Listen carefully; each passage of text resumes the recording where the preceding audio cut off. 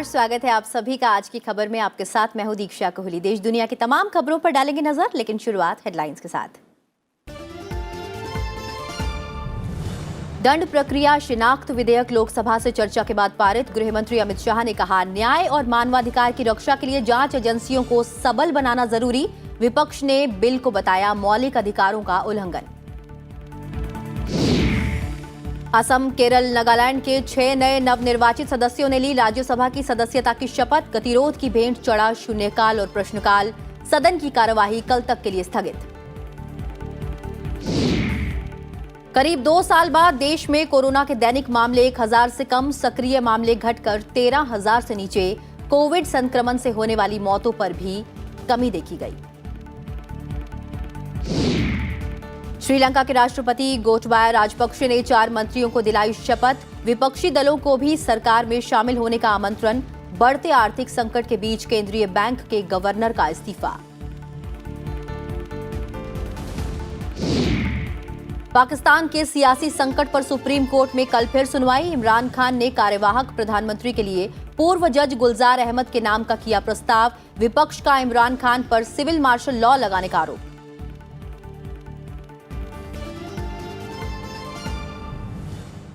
और हेडलाइंस के बाद अब एक नजर उन खबरों पर जो आज सुर्खियों में रही। राष्ट्रपति रामनाथ कोविंद नीदरलैंड के 3 दिवसीय आधिकारिक यात्रा पर एम्स्टर्डम के शिफोल अंतर्राष्ट्रीय हवाई अड्डे पहुंचे। यहां उनका जोरदार स्वागत किया गया। 1 सप्ताह के लिए विदेश दौरे के पहले चरण में राष्ट्रपति तुर्कमेनिस्तान भी गए थे।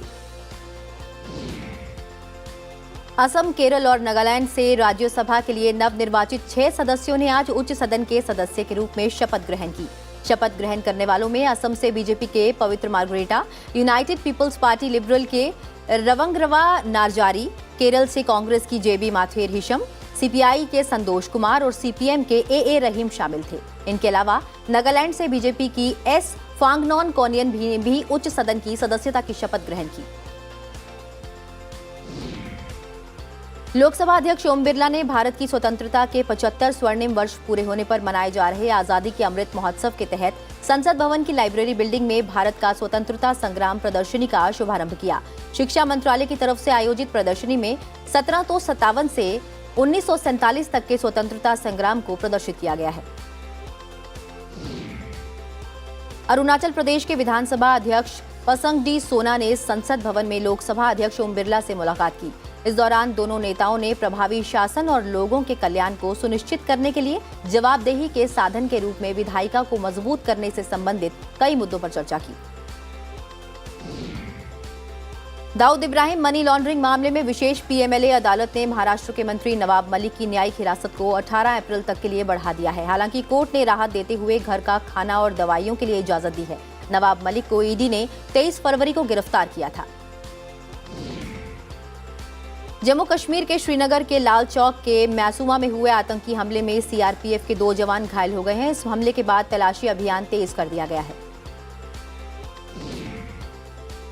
जम्मू कश्मीर में सुरक्षा बलों ने पुंछ जिले में नियंत्रण रेखा के पास स्थित एक गांव में आतंकवादी ठिकाने का भंडाफोड़ किया है। नूरकोट गांव में सेना और पुलिस के संयुक्त तलाश अभियान के दौरान इस ठिकाने का पता चला। बरामद किए गए हथियार और गोला बारूद में 2 AK-47 राइफल के साथ 2 मैगजीन शामिल हैं। सरकार ने भारतीय विदेश सेवा के अधिकारी विनय मोहन क्वात्रा को नया विदेश सचिव नियुक्त किया है। वह वर्तमान में नेपाल में भारत के राजदूत के रूप में कार्यरत हैं। वो हर्षवर्धन श्रृंगला की जगह लेंगे, जो इस महीने के अंत में रिटायर हो रहे हैं। प्रधानमंत्री नरेंद्र मोदी ने हंगरी के संसदीय चुनावों में जीत हासिल करने पर अपना समकक्ष विक्टर ऑर्बन को बधाई दी है। विक्टर ऑर्बन ने हाल ही में हुए चुनाव में बड़ी जीत दर्ज की है। न्यूयॉर्क में रहने वाली भारतीय अमेरिकी गायिका फाल्गुनी शाह को ए कलरफुल वर्ल्ड के लिए सर्वश्रेष्ठ बाल एल्बम श्रेणी में ग्रैमी पुरस्कार से सम्मानित किया गया है। फाल्गुनी शाह को फालू नाम से भी पहचाना जाता है। और अब खबरें विस्तार से। केंद्रीय गृह मंत्री अमित शाह ने आज लोकसभा में क्रिमिनल प्रोसीजर बिल 2022 पेश किया, जिसे चर्चा के बाद पारित कर दिया गया। विधेयक पर चर्चा का जवाब देते हुए केंद्रीय गृह मंत्री ने कहा कि दुनिया भर में क्रिमिनल लॉ में दोष सिद्धि के लिए इस्तेमाल किए जाने वाले अनेक प्रावधानों का अध्ययन करने के बाद सरकार ये विधेयक लाई है। अमित शाह ने कहा कि 1980 में विधि आयोग ने भी अपनी रिपोर्ट में कैदी पहचान कानून 1920 पर पुनर्विचार करने का प्रस्ताव भारत सरकार को भेजा था। उस पर बार बार चर्चा भी हुई। सुधार को लेकर राज्यों से चर्चा की गई है, उनसे पत्र व्यवहार भी किया गया है, जिसके बाद सरकार ये विधेयक सदन में लेकर आई है। इस विधेयक में क्रिमिनल यानी आपराधिक मामलों में पहचान और जांच के उद्देश्य से दोषी और अन्य व्यक्तियों के बायोमेट्रिक मैनेजमेंट्स या नमूने लेने का अधिकार देने का प्रावधान किया गया है। वहीं सभी विपक्षी नेताओं का आरोप था कि बिल संविधान में लोगों को दिए गए मूल अधिकारों और प्राइवेसी के अधिकार के खिलाफ है। ये बिल किसी दुरुपयोग के लिए नहीं लाया गया है। किसी भी डेटा के दुरुपयोग होने की संभावना भी इसमें नहीं छोड़ी गई। ये व्यवस्था स्थापित करने के लिए लाया गया है। समय के अनुकूल जो बदलाव हुए हैं, वो बदलाव का उपयोग दोष सिद्धि के लिए किया जाए, इसके लिए ये बिल लाया गया है। राज्यसभा की कार्यवाही पेट्रोलियम पदार्थों के मूल्यों में वृद्धि के मुद्दे पर विपक्षी सदस्यों के गतिरोध के कारण दिन भर के लिए स्थगित कर दी गई। पहले स्थगन के बाद 12 बजे सदन की बैठक शुरू होने पर कांग्रेस, तृणमूल कांग्रेस, वाम दल और डीएमके पार्टी के सदस्य ये मुद्दा उठाते हुए सदन के बीचों बीच आ गए। अवरोध के बीच उपसभापति ने प्रश्नकाल चलाने का प्रयास किया, लेकिन गतिरोध जारी रहा। इसके बाद सदन कार्यवाही 2 बजे तक स्थगित कर दी गई।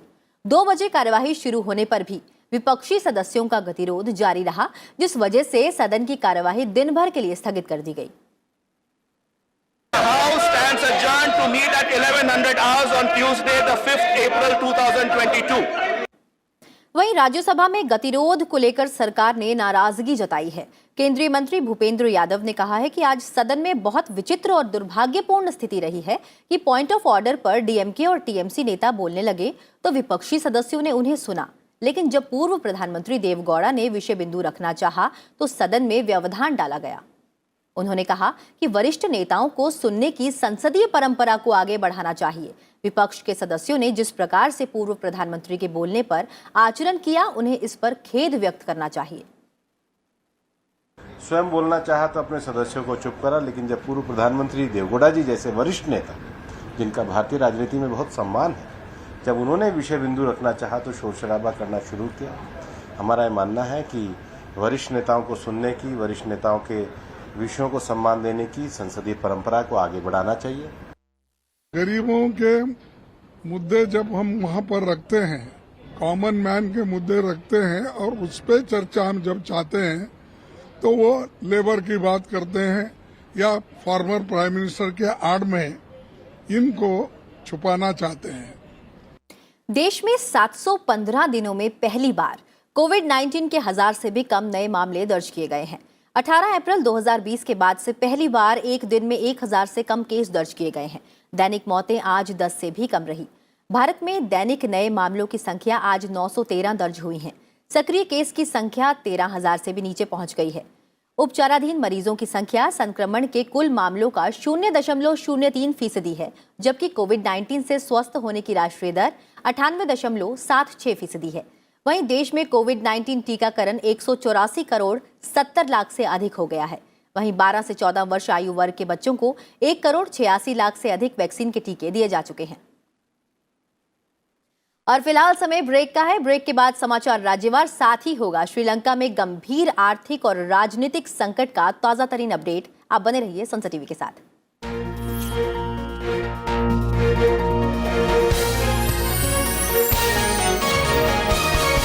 I appeal to all of you. मामले में महत्वपूर्ण मुद्दों को उठाइए। मैं आपकी अनुमति से कोई सरकार इस पे विचार कर रही है। What is important for all of us to realize is What I want to ask the honorable minister, What specific intervention are you doing? Politics कर देश में भेद खड़ा नहीं करना चाहिए। सरकार इसके लिए निरंतर प्रयास कर रही है। a report of the Department of Parliament Standing Committee. प्रश्न ये है कि विधेयक पारित किया जाए। हमारे मंत्रालय ने 6 साल में आम जनता तक पहुंचाने की व्यवस्था है।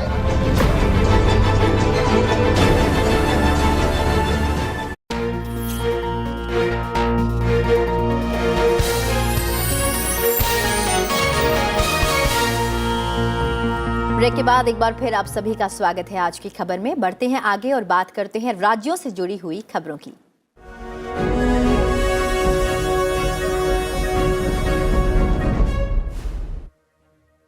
नागालैंड के पूर्व मुख्यमंत्री एससी जमीर ने दिल्ली में प्रधानमंत्री नरेंद्र मोदी से मुलाकात की। प्रधानमंत्री ने एससी जमीर के साथ विभिन्न समसामयिक मुद्दों पर बातचीत की। केंद्रीय मंत्री अनुराग ठाकुर ने दिल्ली में सूचना और प्रसारण मंत्रालय के ब्रॉडकास्ट सेवा पोर्टल का शुभारंभ किया। उन्होंने कहा कि मीडिया और मनोरंजन क्षेत्र लगातार आगे बढ़ रहा है। यह 25 अरब अमेरिकी डॉलर का उद्योग है, जो अगले 2 सालों में बढ़कर 30 अरब अमेरिकी डॉलर हो जाएगा। केंद्रीय स्वास्थ्य मंत्री मनसुख मांडविया के साथ केंद्रीय स्वास्थ्य राज्य मंत्री भारतीय प्रवीण पवार ने आज नई दिल्ली के निर्माण भवन से 33 एम्बुलेंस को हरी झंडी दिखाकर रवाना किया। 33 में से 13 उन्नत जीवन रक्षक एम्बुलेंस हैं, जबकि 20 बुनियादी जीवन रक्षक हैं। केंद्रीय मंत्री अश्विनी वैष्णव ने साइबर अपराध से निपटने के लिए कानूनी ढांचे में बदलाव की जरूरत पर बल दिया। सीबीआई की ओर से साइबर अपराध जांच एवं डिजिटल फॉरेंसिक विषय पर आयोजित राष्ट्रीय सम्मेलन को संबोधित करते हुए उन्होंने कहा कि पिछले कुछ वर्षों में प्रौद्योगिकी में आए बदलाव से लोगों के जीवन में घुसपैठ बढ़ गई है। बीजेपी के राष्ट्रीय अध्यक्ष जेपी नड्डा ने 6 अप्रैल को बीजेपी के स्थापना दिवस की तैयारियों और सभी आगामी कार्यक्रमों को लेकर बीजेपी मुख्यालय में पार्टी के महासचिवों के साथ बैठक की। इसमें कार्यक्रमों की रूपरेखा पर चर्चा की गई। उत्तर प्रदेश के मुख्यमंत्री योगी आदित्यनाथ ने श्रीवस्ती में प्रदेश व्यापी स्कूल चलो अभियान की शुरुआत की। उन्होंने बेसिक शिक्षा विभाग के अधिकारियों से प्राथमिक और उच्च प्राथमिक स्कूलों में 100% नामांकन सुनिश्चित करने की अपील की और इस अभियान को पूरे प्रदेश में चलाने के निर्देश दिए। नेपाल की संसदीय समिति के विधायकों और समन्वयकों ने उत्तराखंड के मुख्यमंत्री पुष्कर सिंह धामी से मुलाकात की। इस दौरान दोनों देशों के बीच के संबंधों में मजबूती लाने के लिए कई मुद्दों पर चर्चा हुई। दिल्ली के उप मुख्यमंत्री मनीष सिसोदिया ने स्वास्थ्य संबद्ध चिकित्सा और पैरामेडिकल विज्ञान के लिए केंद्र का उद्घाटन किया। मनीष सिसोदिया ने कहा कि इस केंद्र में 120 बच्चों का दाखिला होगा। आंध्र प्रदेश के मुख्यमंत्री वाईएस जगनमोहन रेड्डी ने वीडियो कॉन्फ्रेंस के जरिए राज्य के 13 नए जिलों का औपचारिक उद्घाटन किया। इसके बाद प्रदेश में जिलों की कुल संख्या 26 हो गई है। आंध्र प्रदेश में 25 लोकसभा क्षेत्रों के आधार पर ये जिले बनाए गए हैं। कांग्रेस के पूर्व नेता अशोक तंवर दिल्ली के उप मुख्यमंत्री मनीष सिसोदिया और अन्य नेताओं की मौजूदगी में आम आदमी पार्टी में शामिल हुए। इससे पहले अशोक तंवर नवंबर 2021 में टीएमसी में शामिल हुए थे। बिहार विधान परिषद की 2 दर्जन सीट के लिए आज वोट डाले गए। इसके साथ ही 185 उम्मीदवारों की किस्मत ईवीएम में बंद हो गई। इन सीटों में से 5 सीट एमएलसी की मृत्यु या विधानसभा के लिए उनके चुनाव के कारण कार्यकाल समाप्त होने के कारण खाली हुई थी। जम्मू कश्मीर की जन आकांक्षाओं को पूरी करने के अंतिम पड़ाव पर पहुंचे परिसीमन आयोग ने जम्मू के सर्किट हाउस में आपत्तियों को सुनना शुरू कर दिया है। आयोग कल तक आपत्तियों को सुनेगा, उसके बाद परिसीमन का अंतिम प्रारूप तय किया जाएगा। महाराष्ट्र के पूर्व मंत्री अनिल देशमुख को कंधे की सर्जरी के लिए अस्पताल में भर्ती कराया गया है। 1 अप्रैल को सीबीआई ने उन्हें हिरासत में लिया था। उन्हें ईडी ने पिछले साल नवंबर में उनके खिलाफ जबरन वसूली और मनी लॉन्ड्रिंग के आरोपों के सिलसिले में गिरफ्तार किया था। गोरखपुर के गोरखनाथ मंदिर में रविवार रात एक अभियुक्त ने हमला करने का प्रयास किया था। ADG law and order Prashant Kumar ने कहा कि मंदिर पर हमला एक गंभीर साजिश का हिस्सा है। एटीएस और एटीएफ दोनों मिलकर हमले की जांच कर रही है। राजस्थान के करौली जिले में आज कर्फ्यू में 2 घंटे की ढील दी गई। हालांकि मोबाइल इंटरनेट सेवाएं अभी भी निलंबित हैं। पुलिस के मुताबिक फिलहाल स्थिति शांतिपूर्ण और नियंत्रण में है। यहां मोटरसाइकिल रैली के दौरान पथराव के बाद कर्फ्यू लगाया गया था। चंडीगढ़ मनाली नेशनल हाईवे पंडोह के पास डयोड में मनाली से शिमला जा रही एचआरटीसी की बस अनियंत्रित होकर पहाड़ी से टकराकर दुर्घटनाग्रस्त हो गई। हादसे में चालक की मौत हो गई, जबकि 35 यात्री घायल हो गए हैं। श्रीलंकाई नौसेना ने उसके जल क्षेत्र में मछली पकड़ने के आरोप में तमिलनाडु के 12 मछुआरों को गिरफ्तार किया है। साथ ही एक नौका भी जब्त कर ली है। 29 मार्च के बाद से तीसरी बार श्रीलंका की नौसेना ने भारतीय मछुआरों को गिरफ्तार किया है।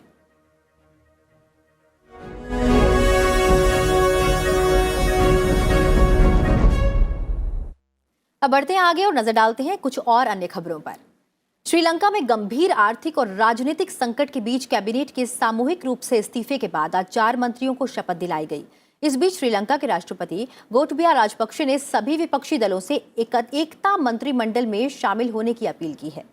श्रीलंका के राष्ट्रपति गोटबाया राजपक्षे ने जिन मंत्रियों के साथ शपथ दिलाई है उनमें न्याय मंत्री अली साबरी नए वित्त मंत्री के रूप में शपथ ली, जबकि जीएल पेरिस ने विदेश मंत्री के रूप में, दिनेश गुणवर्धने ने शिक्षा मंत्री के रूप में और जॉनस्टन फर्नांडे ने राजमार्ग मंत्री के रूप में शपथ ली है।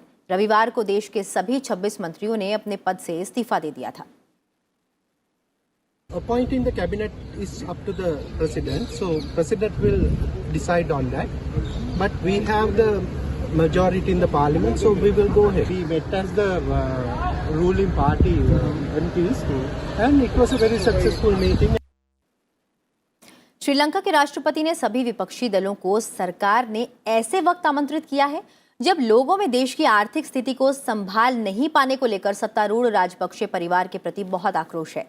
विदेशी मुद्रा भंडार में कमी के कारण पैदा हुए आर्थिक संकट से सरकार द्वारा कथित रूप से गलत तरीके से निपटे जाने को लेकर मंत्रियों पर जनता का भारी दबाव है। The SJB, the major opposition, and our alliance partners, and those who are like-minded, will never ever get into political contracts. We will never sacrifice the rights, the needs, the wants, the grievances, and the expectations and aspirations of the Sri Lankan people. Sri Lanka के केंद्रीय bank के governor Ajit निर्वाड Cabral ने अपने पद से इस्तीफा दे दिया है। उन्होंने अपने कार्यकाल में विदेशी ऋणों पर निर्भरता को कम करने पर जोर दिया और वे श्रीलंका की अर्थव्यवस्था के पटरी से उतरने के बावजूद अंतर्राष्ट्रीय मुद्रा कोष से राहत पैकेज लेने के इच्छुक नहीं थे। कैब्राल ने ऐसे समय में अपना पद छोड़ा जब श्रीलंका में मुद्रास्फीति अब तक के उच्चतम स्तर पर है। और श्रीलंका के ताजा हालात पर बातचीत करने के लिए हमारे साथ जुड़ रहे हैं हमारे वरिष्ठ संवाददाता अखिलेश सुमन। अखिलेश, इस वक्त श्रीलंका आर्थिक संकट से गुजर रहा है। अगर श्रीलंका की स्थिति देखी जाए तो श्रीलंका में अब हाल ही में सर्वदलीय सरकार का गठन होने वाला है, ऐसा उन्होंने आमंत्रण दिया है और साथ में सभी पार्टी के लीडर्स, ऐसा होता है तो मंत्रिमंडल में शामिल हो सकते हैं। आपको क्या लगता है इस कदम से जो श्रीलंका में इस वक्त का संकट है, क्या ये कदम उठाकर क्राइसिस मैनेजमेंट संभव हो पाएगा? देखिए, सरकार ने आमंत्रण तो दिया है लेकिन अभी कोई भी राजनीतिक दल इसके लिए तैयार नहीं हुआ है। जो दो विपक्षी पार्टियां हैं एसजेबी और जेवीपी, उन दोनों ने साफ तौर पे कह दिया है कि वे किसी भी ऐसी सरकार में शामिल नहीं होंगे जिनमें कि ये राजपक्षे बंधु हैं। तो निश्चित तौर पे एक तरीके से जो गुस्सा है सारे विपक्षी दलों का है और यहां तक कि जनता भी यही बता रही है कि राजपक्षे बंधुओं ने जो श्रीलंका में जिस तरह का शासन स्थापित किया है उस शासन की वजह से वहां आर्थिक संकट उत्पन्न हुआ है। और अभी मैं बताऊं आपको कि वहां पे जबरदस्त मैसिव प्रोटेस्ट हो रहा है श्रीलंका के कोलंबो में और कई अन्य जगहों पे भी वहां प्रोटेस्ट हो रहा है। तो ऐसी स्थिति में किसी भी राजनीतिक दल यह स्थिति नहीं बन रही है कि वो जाकर श्रीलंका सरकार ने जो एक स्थिति उत्पन्न की है आर्थिक संकट की, उस आर्थिक संकट की स्थिति में वो जाके अपने कंधे पर कोई दायित्व लें। तो उनकी अभी एकमात्र मांग यही है कि श्रीलंका के जो राष्ट्रपति हैं गोटाबाया राजपक्षे वो इस्तीफा दे, उनके जो प्रधानमंत्री हैं उनके भाई जो महिंदा राजपक्षे वो इस्तीफा दे। उसके बाद शायद क्या स्थिति बनेगी, अगर वो किसी अन्य व्यक्ति का नाम लेते हैं कि वे प्रधानमंत्री के रूप में बन सकते हैं तो ऐसी स्थिति बन सकती है। तो काफी बहुत ही बुरी स्थिति है और अभी तक ऐसा कोई राजनीतिक समाधान नहीं दिख रहा है श्रीलंका में जिसपे कि वहां की विपक्षी दल और वहां का कोई भी ऐसा व्यक्ति नहीं नजर आ रहा है जो फिलहाल इस जिम्मेदारी को लेने के लिए तैयार हो अभी तक। जी बिल्कुल, कोई खास तौर पर साफ राजनीतिक समाधान नहीं दिख पाया है। आपने हमें ये जानकारी दी, इस जानकारी के लिए बहुत बहुत धन्यवाद अखिलेश। बढ़ते हैं अगली खबर की ओर। पाकिस्तान में जारी सियासी संकट को लेकर वहां के सुप्रीम कोर्ट में आज फैसला नहीं हो सका। मामले की सुनवाई कल फिर होगी। पाकिस्तान के मुख्य न्यायाधीश उमर अता बंदियाल ने कहा है कि वर्तमान राजनीतिक स्थिति की वैधता पर तार्किक आदेश जारी किया जाएगा। पाकिस्तान सुप्रीम कोर्ट प्रधानमंत्री इमरान खान के खिलाफ अविश्वास प्रस्ताव खारिज होने और राष्ट्रपति की ओर से संसद भंग किए जाने के फैसले के खिलाफ मामले में सुनवाई कर रही है। इस बीच रेडियो पाकिस्तान के मुताबिक इमरान खान ने पाकिस्तान सुप्रीम कोर्ट के पूर्व जज गुलजार अहमद को कार्यवाहक प्रधानमंत्री के रूप में प्रस्तावित किया। वहीं पाकिस्तान के राष्ट्रपति आरिफ अलवी की ओर से जारी एक नोटिफिकेशन के अनुसार इमरान खान कार्यवाहक प्रधानमंत्री की नियुक्ति होने तक पाकिस्तान के प्रधानमंत्री बने रहेंगे। पाकिस्तान मुस्लिम लीग नवाज के नेता शहबाज शरीफ ने इमरान खान पर पाकिस्तान में सिविल मार्शल लॉ लगाने का आरोप भी लगाया। कल रविवार को पाकिस्तान नेशनल असेंबली के उपाध्यक्ष कासिम सूरी ने प्रधानमंत्री इमरान खान के खिलाफ अविश्वास प्रस्ताव को खारिज कर दिया था।